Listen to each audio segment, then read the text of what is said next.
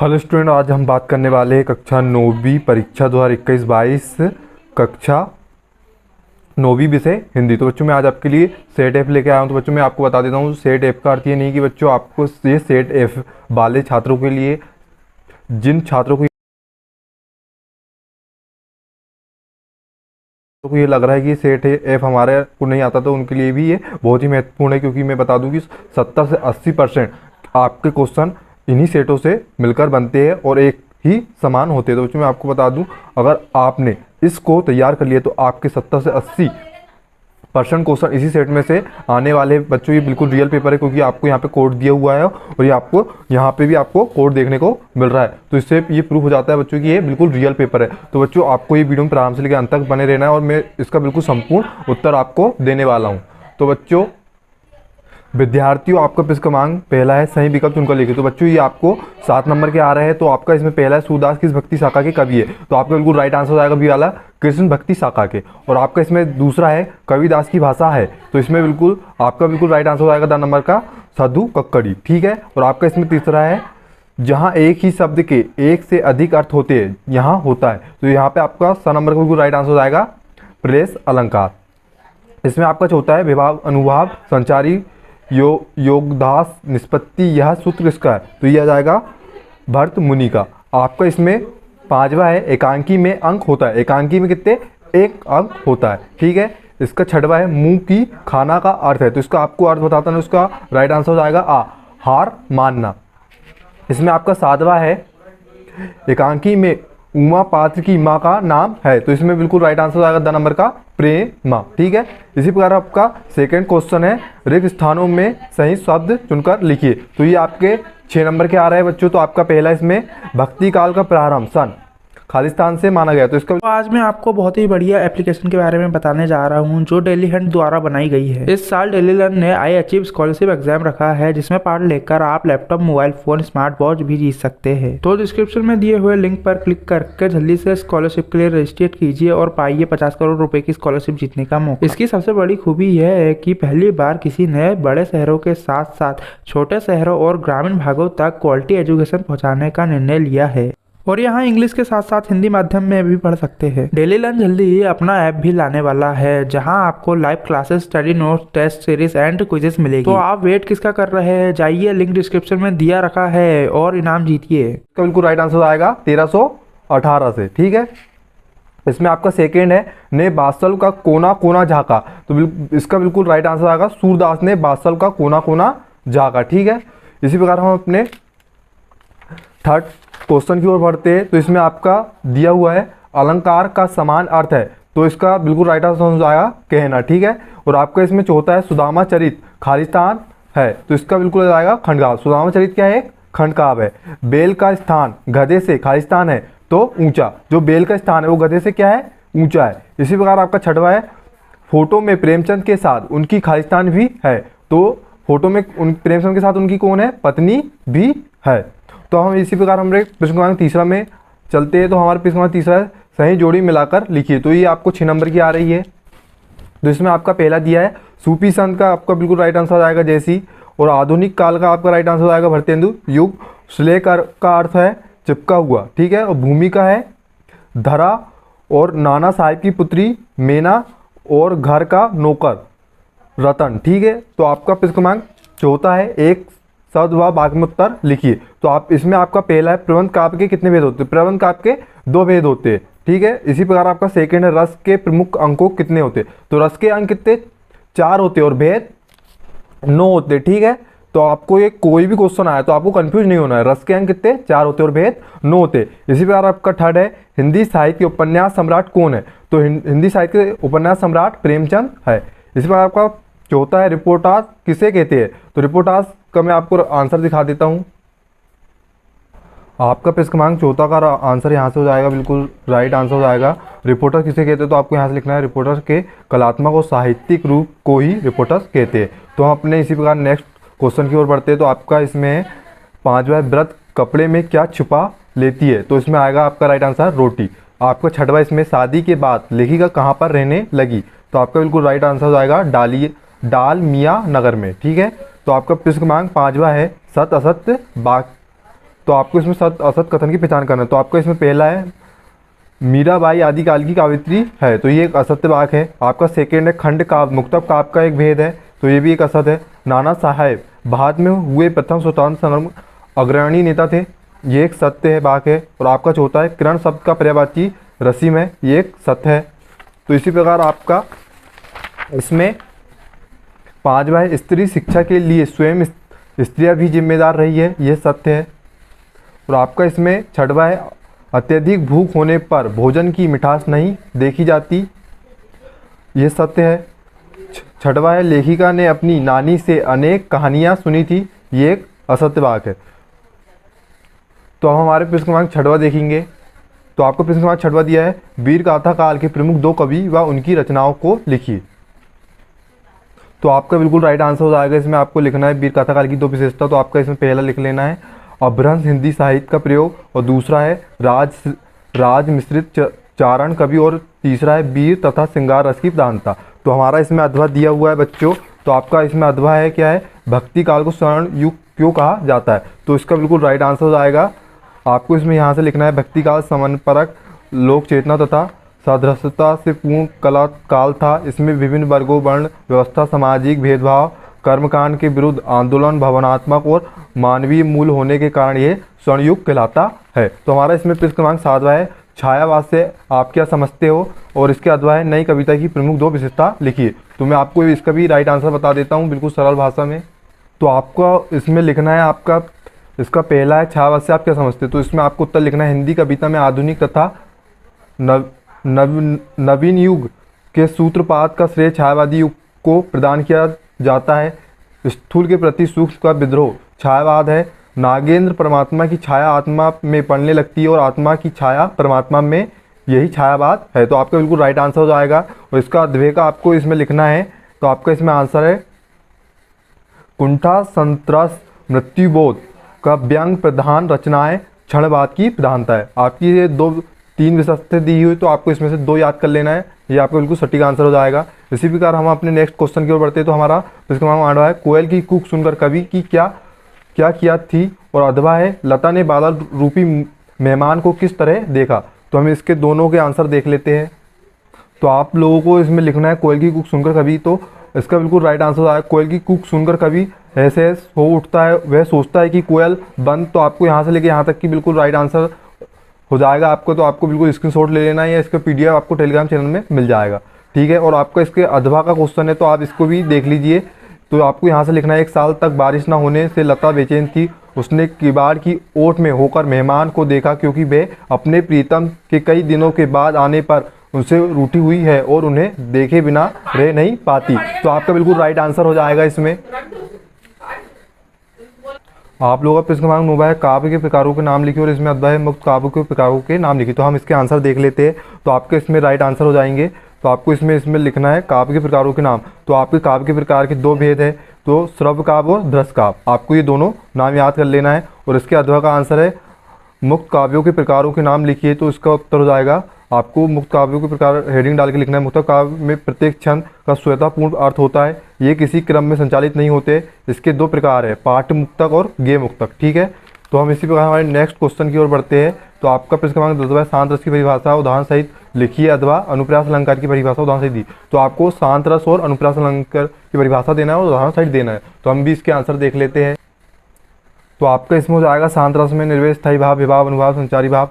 आपको शांत रस लिखना है, तो शांत रस में निर्वेद का स्थायी भाव होता है, विभाव अनुभाव संचारी भाव से स्पष्ट पुष्ट होकर शांत रस में व्यंजित होता है। आलंबन अनित्य अनस्वर संसार उद्दीपन तीर्थ स्नान धार्मिक प्रवचन संसार में रहने वाले जीवों की पीड़ाएं अनुभव उपन्यास। तो आप इसका स्क्रीनशॉट ले लीजिए यहाँ तक कि आपको इसका आंसर याद करना है बिल्कुल सटीक। तो आपको पूरे में से पूरे नंबर मिलेंगे। तो आपको इसका अद्वय का आंसर लिखना है। तो आपको अद्वय का आंसर भी मैं बता देता हूँ। तो इसमें आपका अद्वय का आंसर है अनुप्रास अलंकार की परिभाषा उदाहरण सहित दीजिए। तो आपको इसमें डालना है अनुप्रास अलंकार जहाँ एक ही वर्ण का एक से अधिक बार प्रयोग होता है वहाँ अनुप्रास अलंकार होता है। जहाँ एक वर्ण बार बार आते वहाँ कौन सा अनुप्रास अलंकार होता है, ठीक है। तो आपको इसका बिल्कुल सरल उदाहरण है चारु चंद्र की चंचल किरणें खेल रही थी जल थल में। तो बिल्कुल आपका राइट आंसर आएगा। आपको बिल्कुल ये याद करने में बिल्कुल भी दिक्कत नहीं जाएगी। तो इसी प्रकार हमारा इसमें नेक्स्ट क्वेश्चन है प्रश्न क्रमांक 11 गया ने बेलों को शरारत के लिए क्या सजा दी? और इसका अथवा है छोटी बच्ची को बेलों के प्रति प्रेम क्यों उमड़ आया?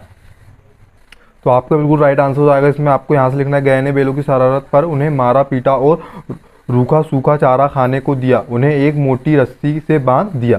और इसका अथवा का आंसर लिखना है आपको छोटी बच्ची को बेलों के प्रति क्या प्रेम उमड़ा है? तो आपका इसका आंसर यहाँ से लिखना है छोटी बच्ची की माँ मर चुकी थी, सौतेली माँ ने उसे मारती थी और सताती थी, वह उसके साथ अच्छा व्यवहार नहीं करती थी, वह बच्ची अपने बिछड़ने का दर्द जानती थी। ठीक इसी तरह हीरा मोती भी अपनों से बिछड़ने और गया अत्याचार से दुखी थे, इसलिए दोनों बेलों व छोटी बच्ची के बीच सहानुभूति पैदा हो गई। इसी कारण यह रोज हीरा मोती को एक एक रोटी खिला जाती थी। तो आपका बिल्कुल राइट आंसर हो जाएगा। इसी प्रकार हमारा नेक्स्ट प्रश्न है प्रश्न क्रमांक 12, लेखक के अनुसार जीवन में सुख से क्या अभिप्राय है? और इसका अथवा है सर टॉमसन के है कि मेना पर दया भाव के क्या कारण रहे होंगे? तो आपको इसका आंसर देखना है।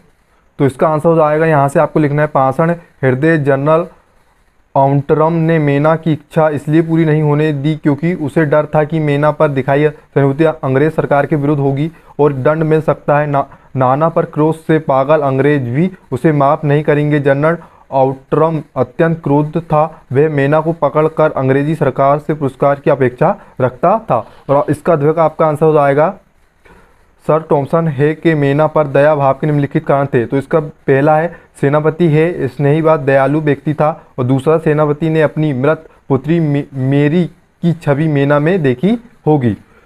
तो आपको बिल्कुल 2 लिख देना, आपको पूरे में से पूरे नंबर मिल जाएंगे। इसी प्रकार आपका 13वां प्रश्न मांग है लेखक परसाई जी प्रेमचंद को क्या सलाह दे रहे हैं? और अथवा है प्रेमचंद की विडंबना क्या थी? तो हम इसके आंसर देखेंगे।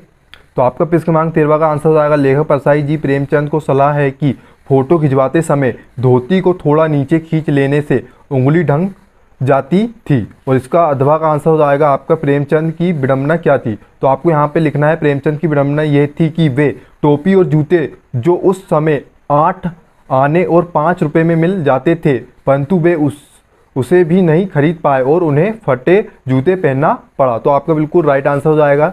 इसी प्रकार हम अपने नेक्स्ट प्रश्न की ओर बढ़ते हैं। तो आपका प्रश्न क्रमांक 14 है निपात शब्द से क्या आशय है? उदाहरण सहित लिखिए। और अथवा है आपका मुहावरा क्या है? परिभाषा एवं उदाहरण सहित लिखिए। तो हम इसके आंसर देख लेते हैं। तो आपको इसमें लिखना है निपात वे अव्यय है जो किसी शब्द या पद बाद लगाकर उसके अर्थ में विशेष बल देते हैं, निपात कहलाते हैं। जैसे रमेश केवल पढ़ रहा है, मैंने उसे देखा तक नहीं, राम तो गया मानव मात, राम भी गया था, तुम ही नहीं आए, आपको ही जाना होगा। तो आपका बिल्कुल राइट आंसर है। और अध्याय का आपका ये 13वां मुहावरा क्या है? परिभाषा एवं उदाहरण दीजिए। तो आपका इसमें आपको लिखना है मुहावरा शब्द मूलतः अरबी भाषा का है जिसका अर्थ है अभ्यास अथवा बातचीत। हिंदी भाषा में यह शब्द परिभाषित रूप में एक वाक्यांश का बोधक बन गया है जिससे किसी साधारण अर्थ की प्रतीति विलक्षण एवं प्रभावशाली ढंग से होती है। तो आपको इसमें परिभाषा आप ये भी लिख सकते हैं उसमें जब कोई शब्द समूह या वाक्यांश निरंतर अभ्यास के कारण विशेष अर्थ व्यक्त करने लगे तब उसे मुहावरा कहते हैं। ठीक है, तो आपको बिल्कुल ये कर लेना है, आपका बिल्कुल राइट आंसर आएगा और आपको पूरे में से पूरे नंबर मिल जाएंगे। आपका इसमें प्रश्न का 15वां लिखिएगा अपनी नानी के व्यक्ति तत्व से क्यों प्रभावित थी? और इसका अध्याय समाज में महिलाओं को उचित गरिमा दिलाने हेतु आप कौन कौन से प्रयास कर सकते हैं? तो हम इसके आंसर देखेंगे। तो इसमें आपका आंसर है, तो आप लोगों को इसमें लिखना है लेखिका ने अपनी नानी को कभी देखा नहीं था। तो आपको इसमें इतना पूरा लिख लेना, आप इसका स्क्रीनशॉट ले लीजिए। अगर मैं पूरा पढ़ के दिखाऊंगा तो वीडियो बहुत ही लंबा हो जाएगा, इसलिए आप इसको अच्छे से देख लीजिए और आप इसका स्क्रीनशॉट ले लीजिए क्योंकि ये पेपर को आपको ये क्वेश्चन पेपर में देखने को मिलने वाला है। ठीक है, और इसका अध्याय का क्वेश्चन हम देख लेते हैं।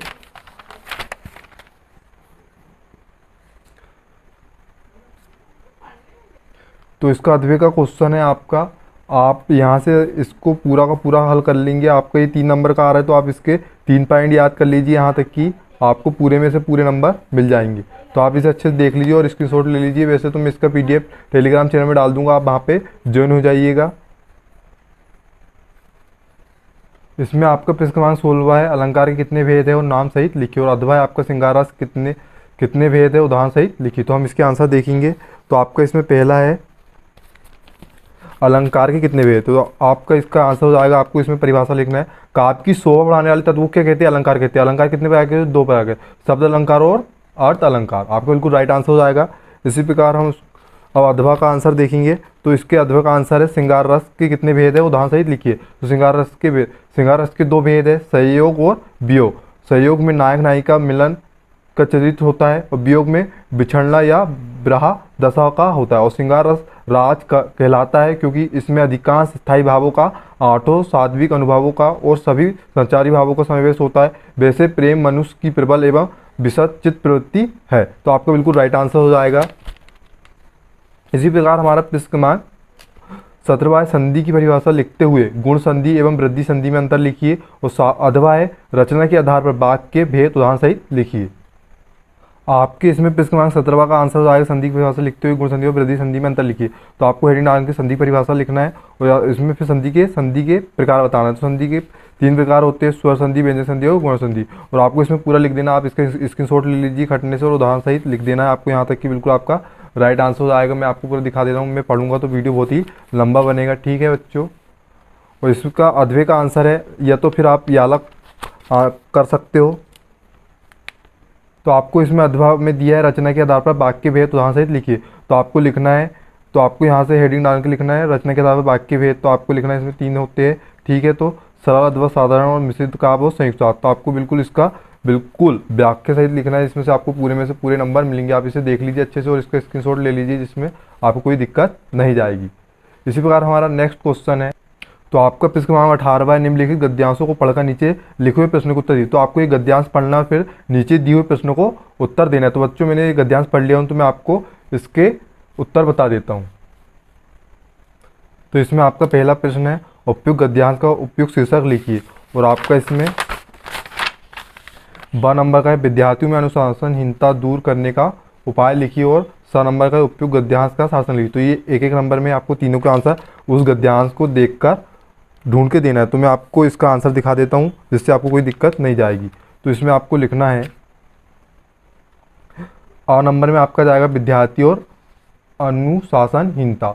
और दूसरे में जाएगा आपका विद्यार्थियों को जीवन की जिम्मेदारियों का अनुभव कराकर अनुशासनहीनता से बचाया जा सकता है। और थर्ड है, अनुशासन में आपको लिखना है, विद्यार्थियों के भाव जीवन का आधार है। विद्यार्थी को एक व्यक्तित्व और श्रेष्ठ चरित्र में ढालने के का काम अनुशासन करता है। वर्तमान समय में विद्यार्थियों में अनुशासनहीनता का बढ़ना चिंता का विषय है। तो आपका बिल्कुल राइट आंसर हो जाए। तो आपका इसमें प्रश्न क्रमांक 19 विद्यालय के वार्षिक उत्सव पर एक अनुच्छेद लिखिए। और अधवा है, पिताजी से वार्षिक परीक्षा की तैयारी पर संवाद लिखिए। तो हम इसका आंसर देखेंगे। तो आप लोगों को इसमें आंसर लिखना है, यहाँ से लिखना प्रारंभ करना है। और मैं आपको पूरा आंसर दिखा देता हूँ। अगर मैं पढ़ूंगा तो ये वीडियो बहुत ही लंबा बन जाएगा। आप इसे अच्छे से देख लीजिए एक बार। यहाँ से आपको यहाँ तक की लिखना है, जिसमें से आपको पूरे में से पूरे नंबर मिल सके। और इसका अधवा है, तो आपको इसका अधवा का मैं आंसर बता देता हूँ, आपको कोई दिक्कत नहीं जाएगी। तो आपको इसमें लिखना है, पिताजी से वार्षिक परीक्षा की तैयारी पर संवाद लिखिए। तो आपको इसमें लिखना है, ये बहुत ही छोटा है। तो पिताजी पढ़ाई कैसे चल रही है, तो आपको इसमें यहाँ तक लिख लेना हूँ, आपको पूरे में से पूरे नंबर मिल जाएंगे। तो आप लोगों को प्रश्न 20वां है। तो इसमें आपका दिया है, प्रेमी ढूंढट में फिरो प्रेमी मिले ना कोई, प्रेमी को प्रेमी मिले सब विष अमृत होई। तो हम इसका संदर्भ प्रसंग सहित भावार्थ लिखेंगे। तो आपको मैं इसका आंसर बता देता हूँ।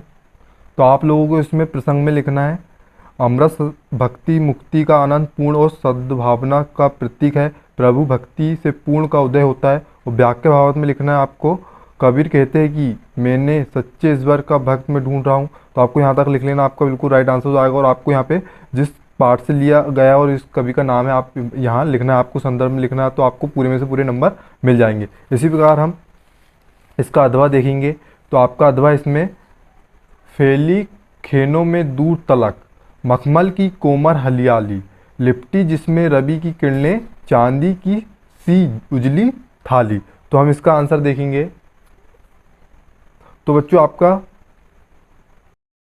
कि आप लोगों को इसमें संदर्भ में लिखना है, उपयुक्त पद्यांश प्रकृति प्रेमी सुंदरम पंत द्वारा रचित है। यह गद्यांश कविता ग्राम सीरीज से लिया गया है। और आपको प्रसंग में लिखे, धरती पर जब और हरियाली ही हरियाली और उस पर नीला स्वच्छ आकाश एक पर्दे के समान झुका हुआ है, प्रतीत हो रहा है, सारी धरती रोमांचित थी। तो आपको भावार्थ में लिखना है इसमें, गाँव की प्रकृति सुंदरता का वर्णन करते हुए कवि कहते, खेतों से में दूर तक मखमल से हरियाली फैली हुई है। हरियाली पर सूर्य की पड़ती किरणें चांदी की सा उज्ज्वल और शोभयान लग रही है। तिनकों पर धूप पड़ने से उनकी पत्तियां चमक रही है जैसे उनमें हरा भरा। तो बच्चों आपको यहाँ तक लिख लेना, आपको पूरे में से पूरे नंबर मिल जाएंगे। तो हम हमारे नेक्स्ट क्वेश्चन की ओर। तो आप लोगों का प्रश्न क्रमांक 21 बार निम्नलिखित गद्यांशों की संदर्भ प्रसंग सहित व्याख्या कीजिए। तो आपका इसमें है, दोनों दिन भर जोते जाते, डंडे खाते अड़ते, शाम को थाने पर बांध दिए जाते और रात को वहीं बालिका उन्हें 2 रोटियां खिला जाती। प्रेम के इस प्रसाद की बरकत थी कि दो दो गाल सूखा भूसा खाकर भी दोनों दुर्बल ना होते थे, मगर दोनों की आंखों में रोमे रोमे विद्रोह भरा हुआ था। तो हम इसका संदर्भ प्रसंग सहित व्याख्या करेंगे। तो इसमें आपका आंसर हो जाएगा, संदर्भ में उपयोग पंक्ति प्रेमचंद द्वारा रचित 2 बेलों की कथा से ली गई है। और इसमें प्रसंग है, इन लेखक के बेलों के हृदय में उठ रही बदले विद्रोह की भावना का वर्णन किया है। इसमें व्याख्या में लिखा है, दोनों बेलों पर गया के घर पर बहुत से अत्याचार होता था, उन्हें अच्छा भोजन भी नहीं मिलता था। शाम को उन्हें मोटी रस्सी से बांध दिया जाता था, परंतु एक छोटी सी बालिका 2 रोटियां लगाकर चुपके से खिला जाती थी। बेलों के लिए एक रोटी पर्याप्त नहीं थी, पर दोनों छोटी बच्ची के प्रेम व त्याग को देखकर प्रसन्न हो उठते थे। भूखा खाने के लिए वे कमज़ोर हो गए थे। ठीक है, तो हम इसी प्रकार नेक्स्ट इसमें देखते हैं। आपको अथवा दिया है, तुम समझौता नहीं कर सके, क्या तुम्हारी भी वही कमजोरी थी जो होरी को ले डूबी बही। नेम धर्म वाली कमजोरी, नेम धर्म उसकी भी जंजीर थी, मगर तुम जिस तरह मुस्कुरा रहे हो उसे लगता है शायद नेम धर्म तुम्हारा बंधन नहीं था, तुम्हारी मुक्ति थी। तो हमको भी इसमें संदर्भ प्रसंग सहित व्याख्या करना है। तो इसमें लिखना है, संदर्भ उपयुक्त पंक्तियाँ हरिशंकर परसाई द्वारा रचित प्रेमचंद के फटे जूते से लगाई गई है। तो इसमें प्रसंग में लिखना प्रेमचंद के व्यक्तित्व और उनके सुझाव रूपन का वर्णन किया गया और व्याख्या में लिखना प्रेमचंद। तो आपको यहाँ से लेकर यहाँ तक लिख लेना, आपको पूरे में से पूरे नंबर मिल जाएंगे। ठीक है, तो हमारा इसमें नेक्स्ट क्वेश्चन दिया हुआ है, क्रमांक 22 अपने विद्यालय के प्रचार महोदय को 3 दिन के अवकाश हेतु एक प्रार्थना पत्र लिखिए। और इसमें आपको अध्याय में दिया हुआ है, अपने मित्र के जन्मदिन पर उसे बधाई पत्र लिखिए।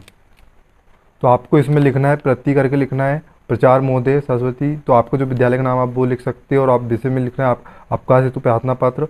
और आपको यहाँ से लिखना, प्रारंभ कर देना महोदय, उपयुक्त विषय अंतर्गत निवेदन है कि मेरे घर पर अति आवश्यक काम आ जाने से मैं विद्यालय में उपस्थित नहीं हो पाऊँगा, अतः श्रीमान से निवेदन है कि मुझे दिनांक चलेगी बच्चों आपको वो लिखना है, जैसे 15/12/21 से 16/12/21 तक 2 दिन का अवकाश प्रदान करे, यह निविनय। तो प्रार्थी में लिखना है किशोर सनस कक्षा 9वीं। तो आप जो नाम दिया हो वो भी लिख सकते हैं। तो आपको इसका आधवे का आंसर भी बता देता हूँ, जिसमें आप जो आपको याद करने की इच्छा हो वो आप याद करके पेपर में लिख के आ सकते हो। तो इसमें आपको अधवा में दिया हुआ है। तो आपका अधवे का आंसर, अपने मित्र के जन्मदिन पर उसे बधाई पत्र लिखिए। तो आपको लिखना है, उत्तर डाल के सादर बंदे, आज तुम्हारा जन्मदिन है, ये जानकर बड़ी प्रसन्नता हुई है। मैं अपनी और अपने परिवार की ओर से तुम्हारे मंगलमय जीवन की कामना करते हुए तुम्हें बधाई प्रेरित करता हूँ और आशा करता हूँ कि इस जन्मदिन को यादगार बनाने के लिए तुम अवश्य ही सेवा का कार्य करोगे। स्वस्थ रहो, मस्त हो, दीर्घायु हो। इन्हीं शुभकामनाओं के साथ तुम्हारे माता पिता को मेरा चरण स्पर्श। तो आपको धन्यवाद लिखना, तुम्हारा प्रिय मित्र, आप जो भी है मिलिंदा लिख दीजिए, आपको पूरे में पूरे नंबर मिल जाएंगे। तो आपका इसमें नेक्स्ट क्वेश्चन है, निम्नलिखित में से किसी एक विषय पर, तो आपको 120 शब्दों में निबंध लिखना है। तो आपको इसमें 5 बिंदु दिए हुए, तो आपको एक विषय पर निबंध लिखना है। आपका पहला बिंदु विज्ञान के चमत्कार, राष्ट्रीय पर्व, विद्यार्थी जीवन और कोविड-19 और जल ही जीवन है। तो बच्चों ये तो सभी को मालूम होता है, तो आप किसी भी एक विषय पर निबंध लिख सकते हैं, जिसमें से आपको पूरे में से पूरे नंबर मिल जाएंगे। यदि आपको इसका PDF डाउनलोड करना है तो आपको डिस्क्रिप्शन बॉक्स पर टेलीग्राम चैनल की लिंक प्रोवाइड की गई है, वहाँ से आपको PDF मिल जाएगा। और चैनल में नए तो चैनल को सब्सक्राइब करिए और वीडियो को लाइक कीजिए। Thank you for watching.